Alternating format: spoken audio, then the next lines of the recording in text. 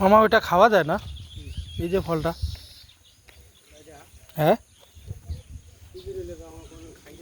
আরে বেগুনের মতন বলে লাগে।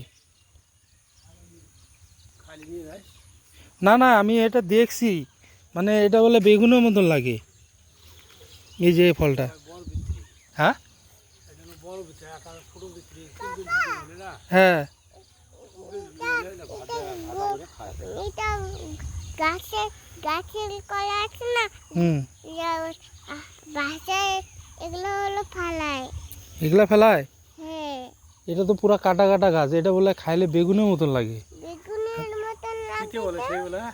কিন্তু গন্ধ করে কিরকম। তিতা না? বাবা এদিকে আসে না, সাপ আছে, সাপ।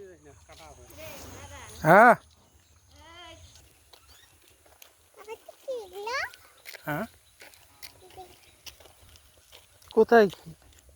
ওই যে ওই ফলটা, হ্যাঁ যেটা দেখলাম। এটা মুখে দেয় না বাবা, না।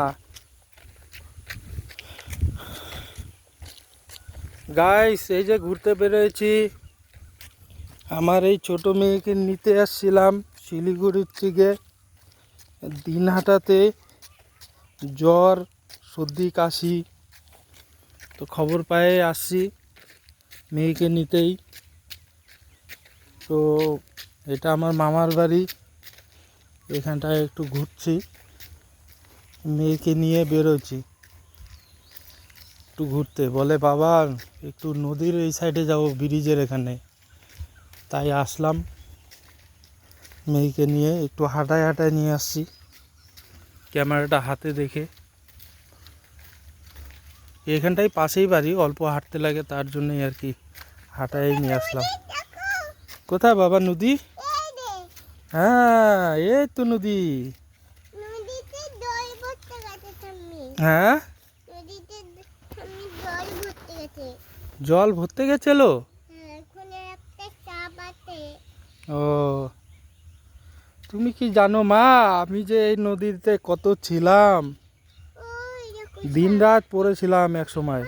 হুম হুম। কোথায় বোট আছে?